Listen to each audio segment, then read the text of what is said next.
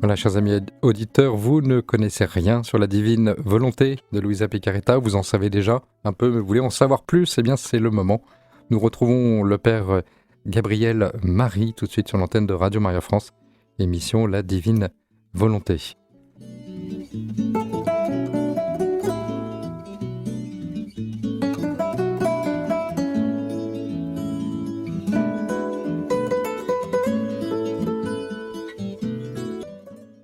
Père Gabriel Marie, bonjour et bienvenue sur Radio Maria France. Bonjour, cher Jérôme. Bonjour, chers frères et sœurs, chers amis auditeurs et auditrices de Radio Maria. Je rends grâce au Seigneur une fois encore pour ce temps d'antenne que la Providence nous accorde pour parler de la divine volonté. J'aimerais que nous commencions par confier ce moment à notre très sainte mère, la reine de la divine volonté, celle qui n'est jamais sortie du giron de Dieu, de la sphère de sa sainteté et de sa gloire. Je vous salue Marie, pleine de grâce. Le Seigneur est avec vous. Vous êtes bénie entre toutes les femmes, et Jésus, le fruit de vos entrailles, est béni. Sainte Marie, Mère de Dieu, priez pour nos pauvres pécheurs, maintenant et à l'heure de notre mort. Amen. Frères et sœurs bien-aimés, chers amis auditeurs, auditrices, que notre très saint Seigneur nous assiste par son Esprit Saint et que nous entrions de manière profonde et graduelle dans ces enseignements précieux qui sont la vie même de Dieu communiquée au monde d'aujourd'hui, la vie divine, la vie dans la divine volonté. Nous allons nous rendre compte au fur et à mesure qu'il n'y a rien de plus beau, rien de plus grand, rien de plus élevé que cette vie de Dieu, puisqu'il s'agit de retrouver la place que nous avons perdue après la désobéissance de notre premier père Adam.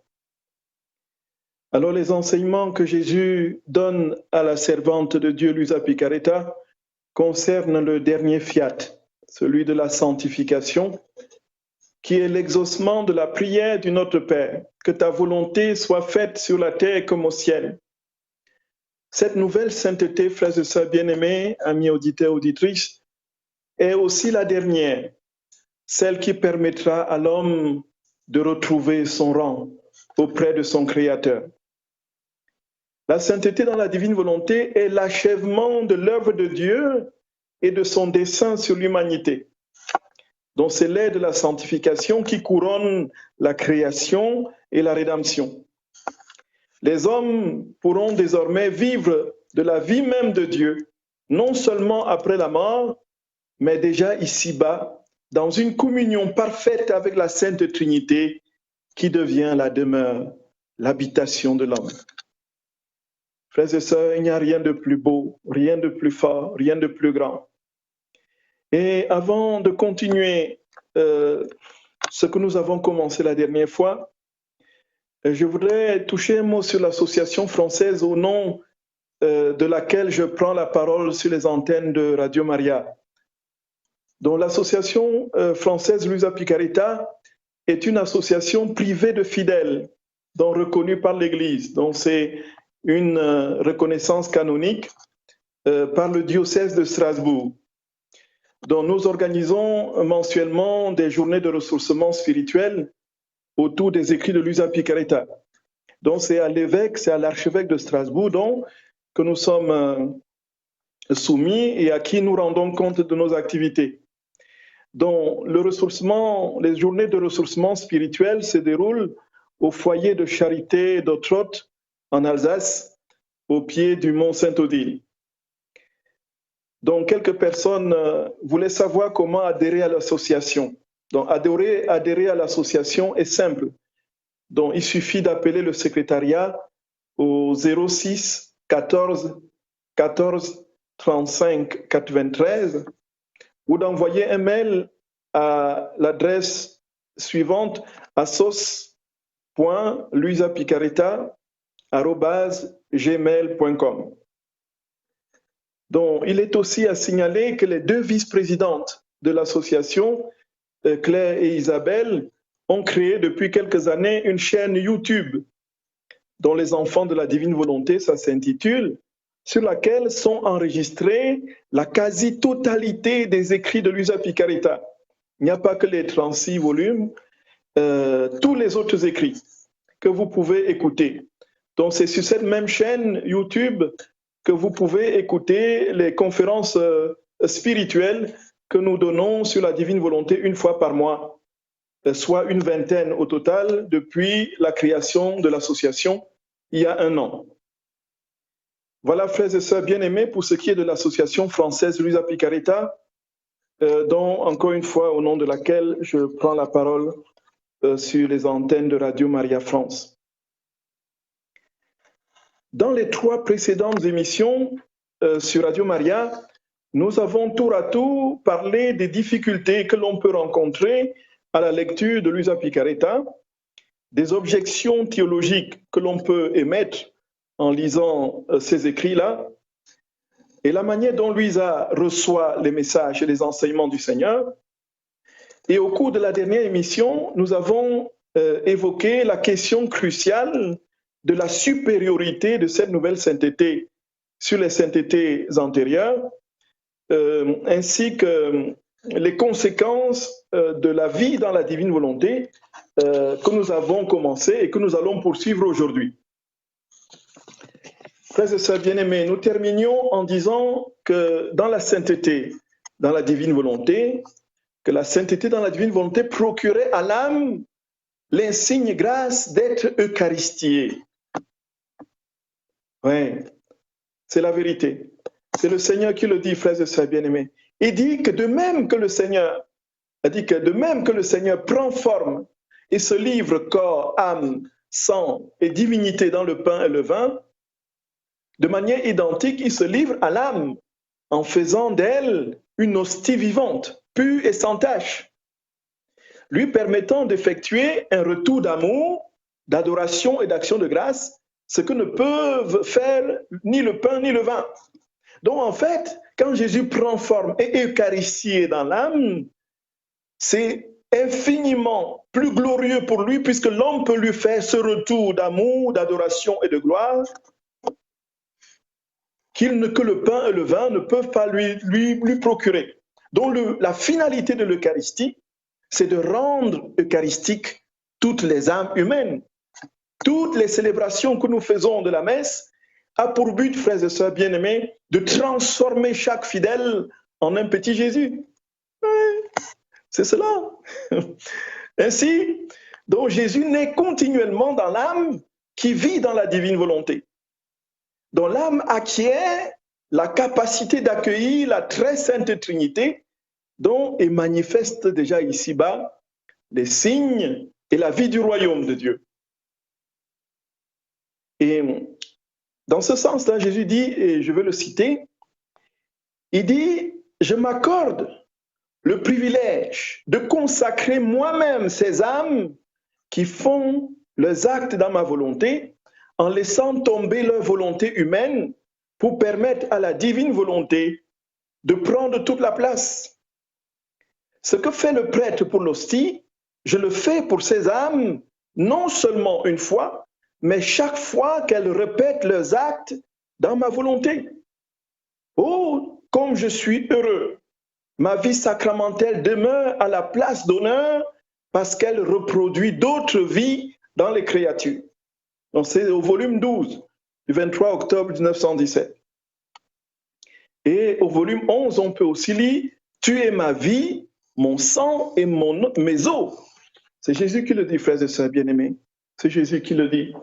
Tu es ma vie, il le dit à chacun de nous.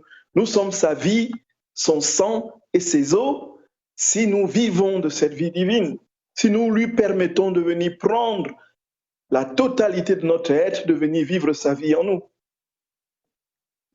Voilà, en résumé, ce que nous disions la dernière fois, le dernier point sur lequel nous nous étions arrêtés.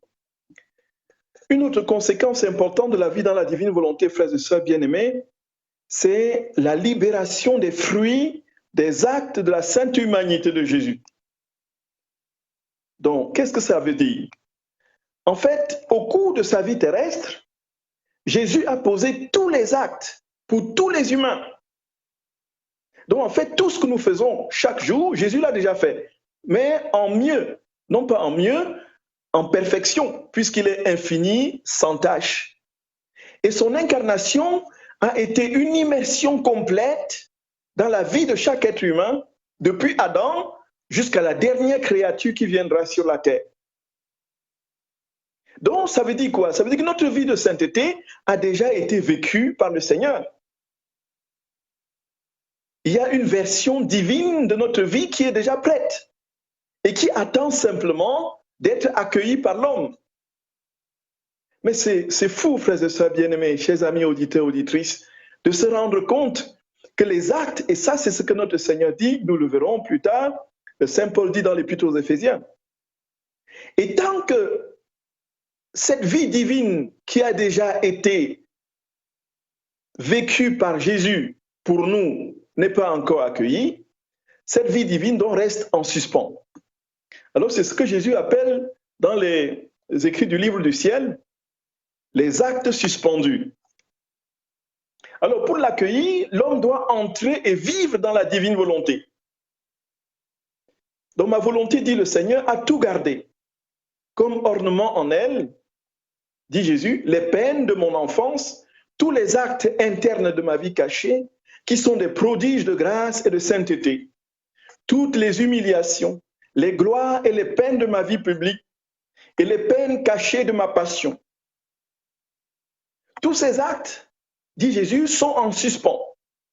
Leurs fruits complets n'ont pas été cueillis par les créatures.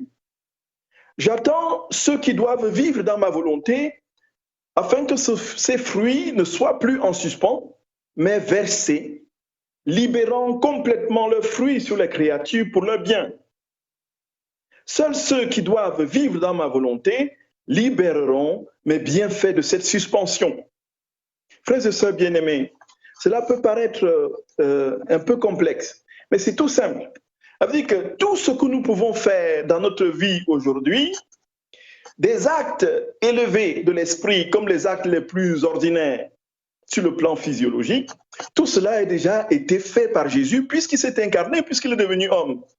Il a vécu la vie de tous les hommes, passés, présents et futurs, lorsqu'il a pris forme dans la chair humaine et est venu dans notre condition mortelle. Donc Jésus a mangé, il a bu, il était fatigué, il a prié, il a dormi, il a parlé, ainsi de suite. Tout cela, il les a fait pour nous. Il les a fait pour chacun de nous en question. De sorte que chacune de nos actes, bonnes, purs, vrais, justes, ont déjà été accomplis par Jésus et attendent simplement d'être accueillis. Et quand ce n'est pas accueilli, les actes sont en suspens. Voilà ce que ça veut dire. Ça veut dire quoi? Un exemple. Si dans l'outrage que je reçois de quelqu'un qui m'offense, soit par une injure, soit par un rejet, alors si je me révolte, si je médis sur cette personne, si je le contrarie par un acte de vengeance, alors cela veut dire que je n'ai pas encore cueilli les fruits de la patience de Jésus quand il était injurié, quand il était outragé, quand il était rejeté.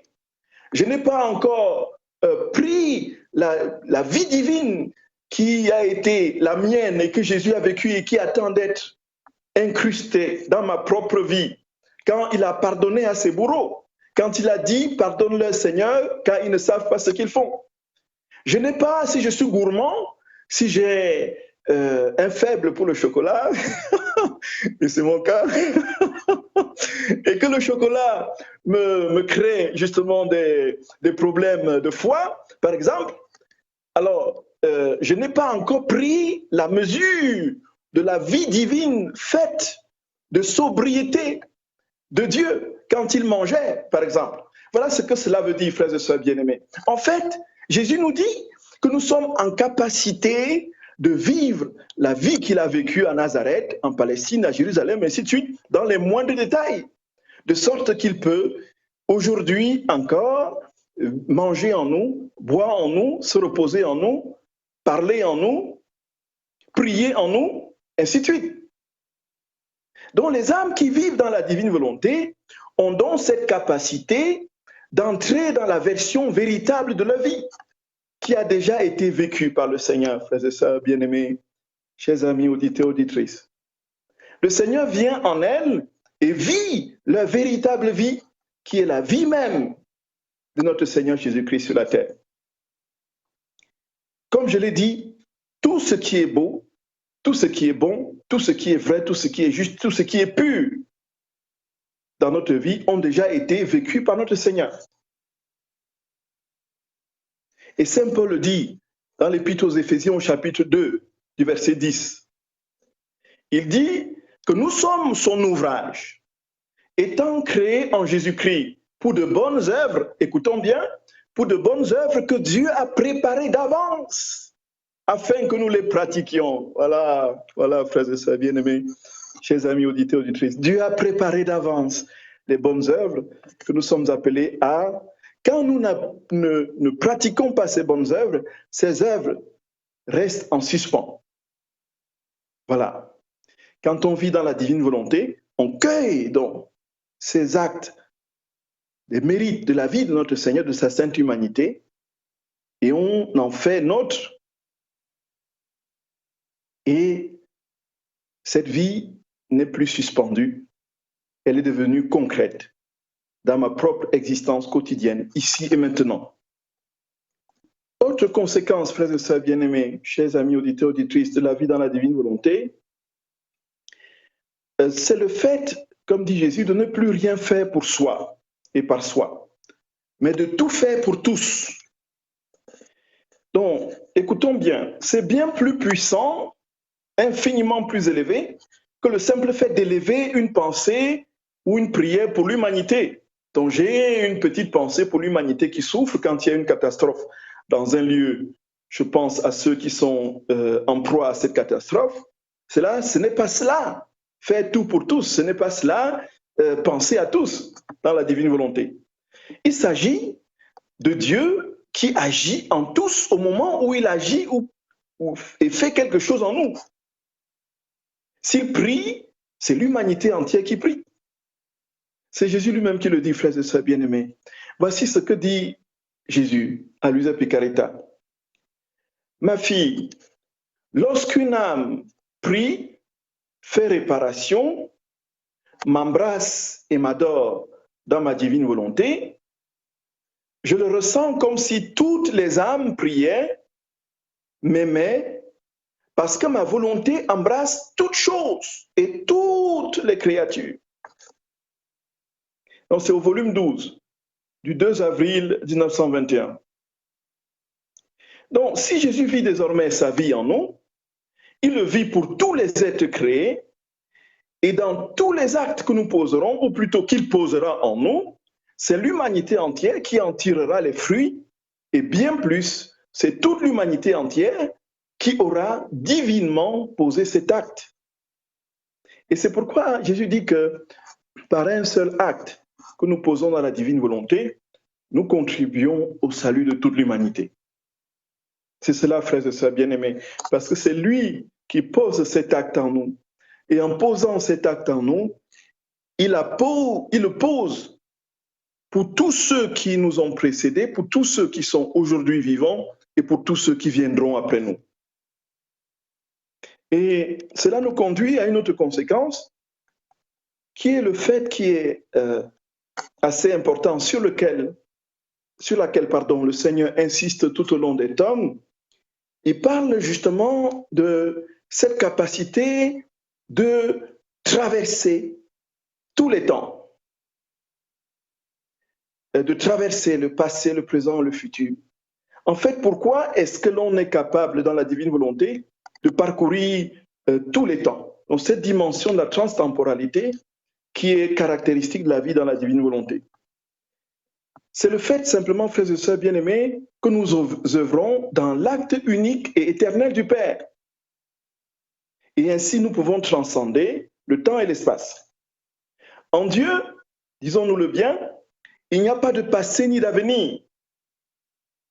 Tout est concentré dans son présent unique et éternel, qui lui permet de récapituler la vie de tous les êtres et surtout de rendre perpétuelle la création la rédemption et la sanctification. Cela paraît compliqué, donc on va s'expliquer un tout petit peu. Frères et sœurs bien-aimés, donc tout ce qui sort de Dieu est sa vie même.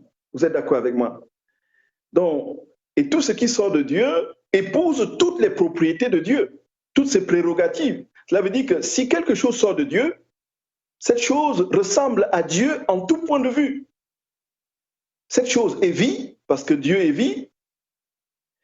Cette chose est éternelle, si c'est sa parole, cette parole est éternelle, parce que Dieu est éternel. Donc, ce qui veut dire très concrètement quoi? C'est que tout acte qui sort de lui est éternel et ne meurt plus.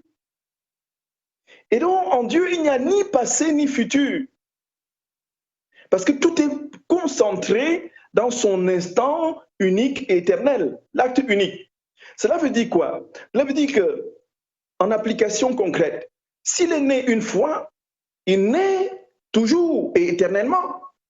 S'il meurt et ressuscite, c'est aussi éternellement qu'il meurt et ressuscite. S'il a créé, il continue de créer.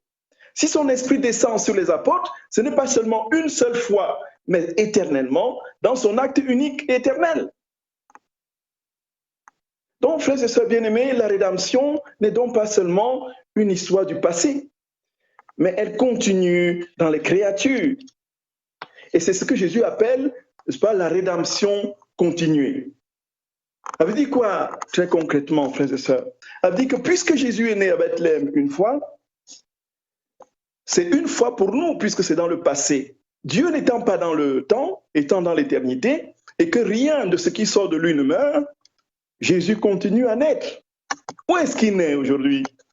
Il naît dans les cœurs, frères et sœurs. Les crèches dans lesquelles il naît, ce sont les cœurs qui acceptent d'accueillir sa vie divine et qui font tout pour que Dieu vive pleinement sa vie en homme, puisqu'il est sorti pour cela. Alors, comment est-ce qu'il continue à mourir et à ressusciter? Il continue à mourir et à ressusciter dans nos vies. Lorsque nous mourons à notre volonté propre et que nous ressuscitons dans la sienne. De sorte que même au ciel, les œuvres de sa rédemption continuent et éclatent en lumière et en vie divine. De sorte que les saints, frères et sœurs bien-aimés au ciel, contemplent l'immensité, la splendeur des vies divines qui sont créées par la naissance à Bethléem, par la vie cachée à Nazareth, par la vie, n'est-ce pas, publique à Jérusalem, par sa mort sur la croix, ainsi de suite. Tout cela fait le charme, la joie et l'exultation profonde des saints dans le ciel. Et ce n'est pas pour rien que Jésus garde les stigmates de sa passion au ciel. Jésus garde les marques de sa passion dans son corps au ciel, frères et sœurs bien-aimés, chers amis auditeurs, auditrices. Nous nous rendons compte. Nous avons, parce que nous sommes dans le temps et que nous avons une mémoire malade, nous avons tout concentré dans le passé, sans nous rendre compte que Dieu continue à agir et que tout ce qu'il a dit continue à faire, à produire son effet, puisqu'il le dit, aucune parole qui sort de moi ne revient sans avoir produit ses effets. Tout cela, frères et sœurs bien-aimés, chers amis auditeurs, auditrices, continue dans le temps des hommes. Si l'homme s'est entré dans cet acte unique par la vie dans la divine volonté, et donc s'approprier tous les actes du Seigneur. Ah, c'est fou, c'est fou. C'est fou, frères et sœurs. C'est fou, chers amis auditeurs, auditrices, c'est fou, c'est fou, c'est fou. Nous n'aurons jamais suffisamment de temps. Ici-bas, même l'éternité ne suffira pas pour contempler les merveilles, frères et sœurs bien-aimés, que Dieu accomplit dans ce projet qu'il a sur chacun de nous rendre semblables à lui. C'est inouï, la vie dans la divine volonté. Et donc, l'âme qui vit dans la divine volonté entre dans cet acte unique, éternel de Dieu, et pour lui, donc pour cet homme en qui Dieu vit, il n'y a plus ni de passé, ni d'avenir. Et c'est ainsi que l'âme, nous pouvons parcourir avec Dieu toutes les générations passées, présentes et futures, et refaire avec Jésus, et en Jésus, tous les actes des créatures qui n'ont pas été faits dans la divine volonté. C'est fou, frères et sœurs bien-aimés, c'est fou, c'est fou. Plaise au Seigneur que cette vérité profonde qui est estampillée, marquée du cachet de l'Église, soit connue et répandue. Frères et sœurs bien-aimés, il n'y a pas de plus beau, il n'y a rien d'aussi beau. C'est tout simplement au-delà de ce que l'imagination humaine peut concevoir, c'est au-dessus de ce que l'homme peut rêver dans l'ordre de la sainteté de son cheminement chrétien. Et il s'ensuit, frères et sœurs bien-aimés, que toutes les personnes qui entrent dans la vie, dans la divine volonté, qui commencent à s'initier à cette vie, ont l'impression qu'il suffit simplement soit de lire un livre, soit d'en lire deux, ou même les 36, ou encore de dire chaque fois qu'ils font quelque chose, viens divine volonté, fais cela en moi pour que ça s'accomplisse. Il ne s'agit pas simplement des actes extérieurs que l'on pose, que l'on appose sur la conscience. Il s'agit, frères et sœurs, d'un désir ardent, profond, d'un désir assoiffé. Comme le cerf altéré cherche l'eau vive, ainsi mon âme te cherche, toi mon Dieu, dit le psalmiste. Ainsi notre âme doit désirer et aspirer à cette vie divine de toutes ses forces. Et c'est à cette condition seulement que le grand cadeau nous est donné.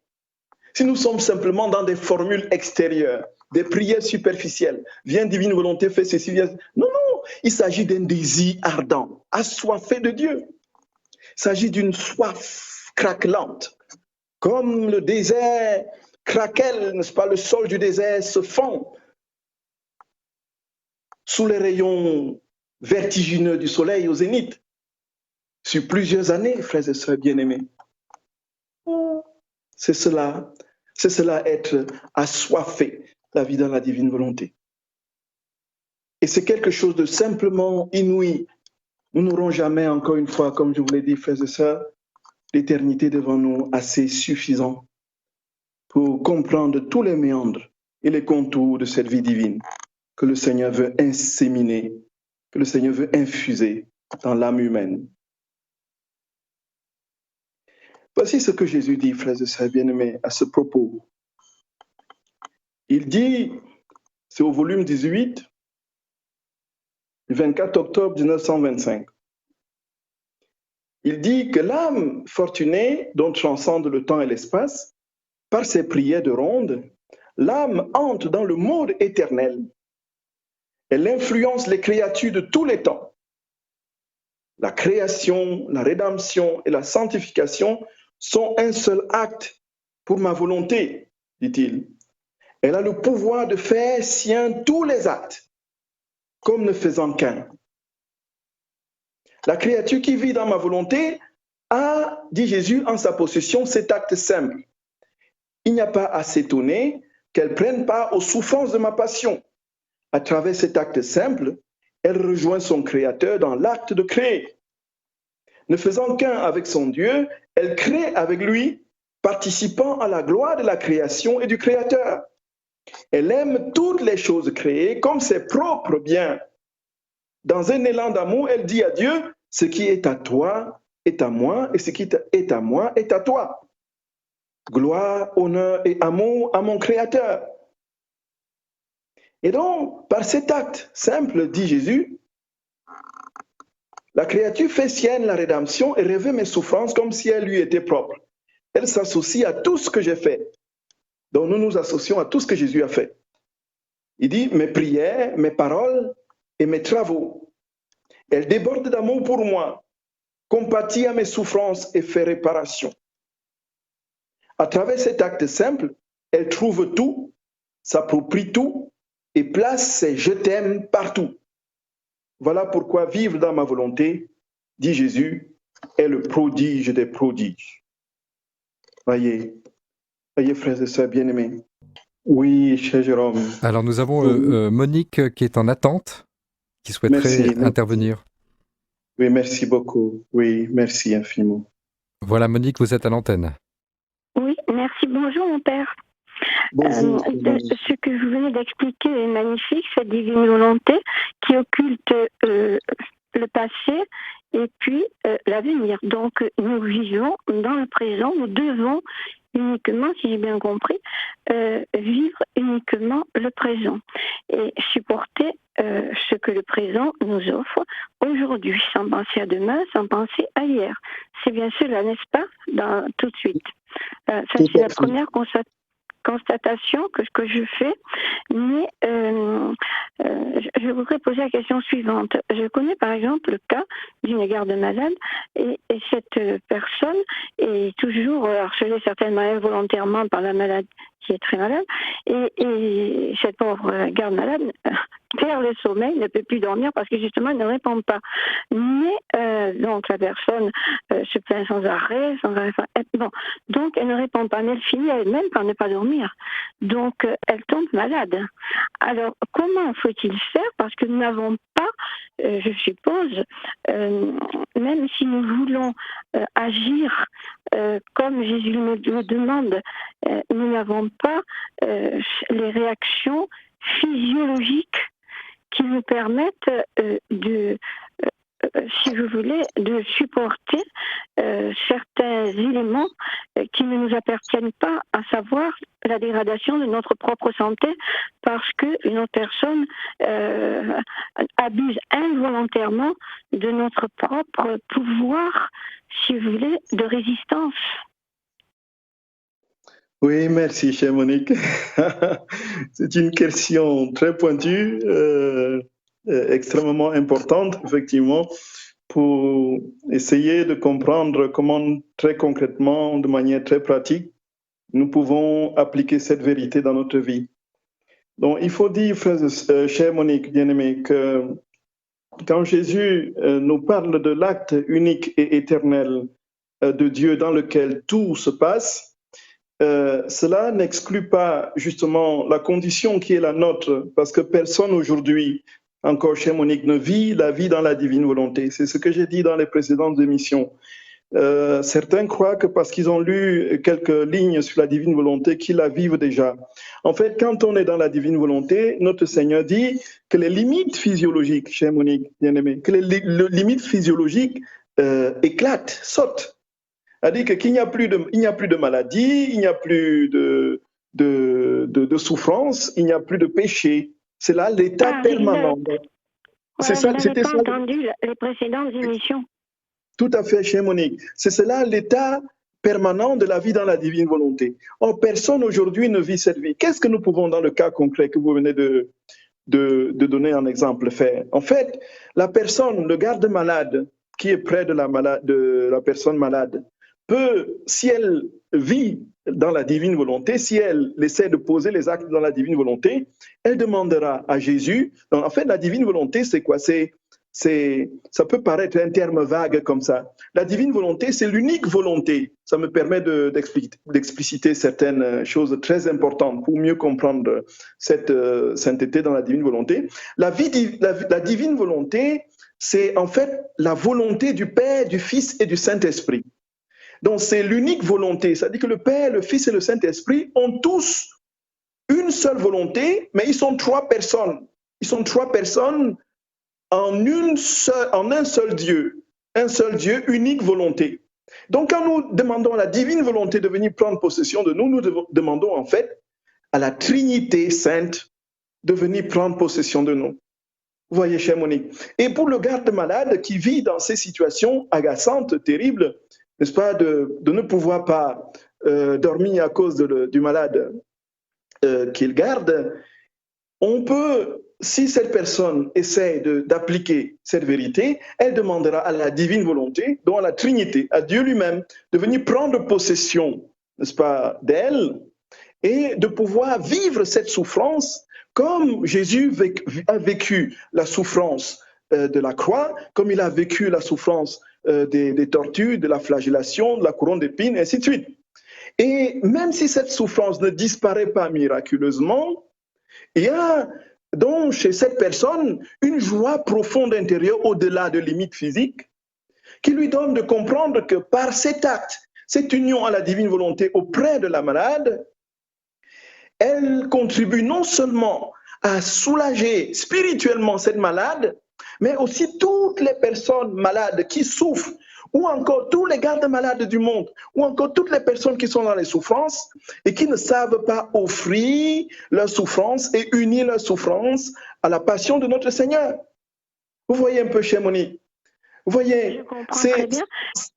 Mais par contre, cela. par exemple, là, je vous parle d'une personne qui a la maladie d'Alzheimer. Donc, elle ne fait pas volontairement ces actes qui empêchent l'autre personne de dormir. Elle ne se souvient même plus le matin qu'elle l'empêchait de dormir, par exemple, voyez-vous. Oui. Et cette personne a beau dire, j'offre toutes mes souffrances à Jésus, le matin, parfois, elle ne peut pas résister parce que je ne sais pas, moi, évidemment, je suis loin d'avoir tout lu. Et tant mieux, parce que j'ai encore beaucoup à apprendre. Mais je n'ai jamais entendu dire, je ne parle pas bien sûr de la crucifixion, c'est une chose horrible, mais je n'ai jamais lu que Jésus, durant son séjour sur la terre, ait été malade. Est-ce que c'est vrai ? Rien dans l'Écriture ne nous dit effectivement que Jésus était tombé malade, effectivement. Parce que lui, voilà. la maladie vient de quoi? Et ça, c'est Jésus le dit lui-même aussi à Luisa Picaretta, et Luisa Picaretta prend fermement position pour essayer de rectifier le tir à l'un des ecclésiastiques dans un des tomes qui pense que Marie a été une créature comme tout le monde et donc elle a été soumise à la maladie, aux aléas d'une existence physiologique limitée et fragile. Donc, elle dit que la Vierge Marie n'a pu être malade un seul instant. Alors, si c'est vrai pour la Vierge, à plus forte raison pour le Seigneur, qui est, n'est-ce pas, Dieu lui-même, notre Seigneur. Et voilà, alors c'est la raison pour laquelle je pose la question. Donc, Jésus, lui, pour être dans la divine volonté, si Jésus, lui, n'a pas, justement par son état de Dieu, n'a pas été malade, comment un être humain, nous, pauvres êtres humains, qui sommes soumis aux aléas du maladie et autres, comment est-ce que nous pouvons résister parfois? Est-ce que notre corps peut continuer à résister au-delà de ce qu'il ne peut plus supporter, même si son cœur et son âme sont proches infiniment de cette personne qui souffre et qui ne sait pas trop ce qu'elle demande parce que justement sa conscience est altérée, comment est-ce que l'autre personne peut résister même en aimant profondément Dieu? C'est une conversation que j'ai eue avec cette personne. Et ben moi, c'est ça, je ne sais que répondre. Oui, je vous comprends parfaitement, chère Monique bien-aimée. Effectivement, nous sommes là, nous touchons là les limites de notre nature, de notre condition humaine, en sachant bien qu'il faut être raisonnable et qu'on ne peut pas aller au-delà de nos forces. Voyez, si je ne suis plus capable de tenir auprès de cette malade, que je prenne des dispositions justement pour me préserver, pour que je ne sombre pas avec la malade, vous voyez un peu. Mais en ce temps-là, je le ferai de manière très, très paisible, en union aussi avec la patience de notre Seigneur et de tous les actes qu'il a accomplis d'avance pour moi, dans ce sens-là. C'est-à-dire reconnaître effectivement qu'on est au-delà de ce qu'on est capable de supporter, de vivre, et qu'on a besoin, justement, le Seigneur dit, mettez-vous à l'écart et reposez-vous un peu. C'est ce qu'il dit à ses disciples après il connaissait la condition fragile et limitée des disciples. Et puis, la nature veut qu'à un moment donné, effectivement, qu'il y ait des temps, si nous tirons tout le temps sur la corde, il est impossible même de prier et même de penser à Jésus, puisque notre état physiologique altéré ne nous permettra même plus de nous concentrer dans la prière. C'est pourquoi il y a une nécessité de raison qu'il faut prendre en compte et que la vie dans la divine volonté, il faut bien se le dire, personne ne la vit encore pleinement ici. Nous posons à peine des actes dans la divine volonté. Vous voyez, parce que le fait aussi d'essayer de ne pas vivre dans le passé, il ne faut pas vivre dans le passé puisque le passé est tourné, la page est tournée. Il ne faut pas vivre dans l'avenir puisqu'on ne sait pas ce qui nous attend demain. Il faut vivre dans le présent, le moment présent. Mais parfois, il faut bien parfois faire référence un petit peu au passé pour construire son présent et son avenir. Oui, dans ce cas, dans ces conditions, effectivement, le passé n'est plus un poids que je trimballe, une casserole que je traîne à longueur de temps. qui m'alourdit le présent, voyez. Et c'est le Saint Padre Pio qui disait que le passé, je le confie à ta miséricorde, le présent à ton amour et le futur à ta divine providence. Et dans le tome 1 des écrits de Luisa, Jésus rappelle très clairement qu'il ne faut pas se tourner vers les fautes passées, par exemple. Voyez, vous avez confessé des péchés sur lesquels vous revenez sans cesse. Et ce sera ce retour nostalgique ou plutôt culpabilisant sur vos péchés passés vous donne l'impression que c'est à force de penser à vos péchés passés et à tout ce que ça a pu provoquer comme douleur dans le cœur de Jésus que vous serez mieux vu par Jésus. Non, il dit qu'une fois qu'il a pardonné et c'est définitif. Il ne revient plus sur le passé, il ne se souvient même plus. C'est ce qu'il dit, chère Monique bien-aimée. Et donc le passé peut être constructif dans une certaine mesure, dans la mesure où il me permet de prendre la juste mesure de la grâce qui m'est donnée aujourd'hui et qui me permet de vivre dans l'instant présent unique et éternel de Dieu. Et pour ce qui est du lendemain, Jésus le dit lui-même en Matthieu 7, ne vous occupez pas du lendemain, car le lendemain suffit le lendemain s'occupera de lui-même. À chaque jour suffit sa peine, vous voyez. Donc, oui, ça, je comprends très bien. Oui, ça je comprends très bien. Mais ce n'est pas évident non plus oui, je comprends. Je comprends tout à fait, mon père. Je vous remercie beaucoup parce que c'était vraiment très édifiant. Voilà, je vous remercie beaucoup, mon père. Je laisse la place à quelqu'un d'autre, peut-être, qui vous posera une autre question, qui va nous enrichir aussi. Merci beaucoup, mon père. Merci, chère Monique. Que Dieu vous bénisse. Que Dieu vous bénisse. Merci, Monique. Au revoir. Au revoir, Jérôme. Voilà, père. Une dernière question d'une auditrice qui demande, alors ça sera peut-être une question, sinon vous pouvez la développer la prochaine fois, mais voilà, c'est pour ceux qui débuteraient, puisque sa question c'est comment vivre de la divine volonté, alors sans avoir le livre, et ni la pleine conscience de ce que c'est. Donc il suffit simplement de dire au début de chaque journée à Jésus, Jésus viens prendre ma volonté, donne-moi la tienne, pour que je vive tout ce que j'ai à faire aujourd'hui dans ta divine volonté.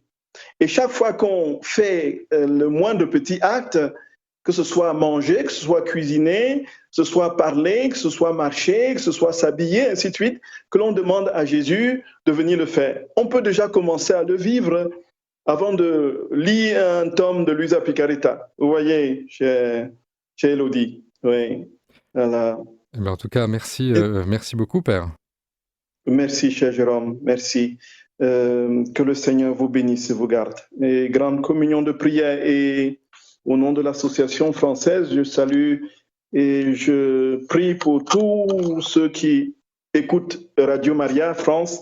Et nous prions pour que cette radio devienne la radio de tous les Français. Voilà. Que Dieu vous bénisse et vous garde. À très bientôt. Merci beaucoup, Père. Merci. À bientôt. À bientôt. Au revoir. Au revoir.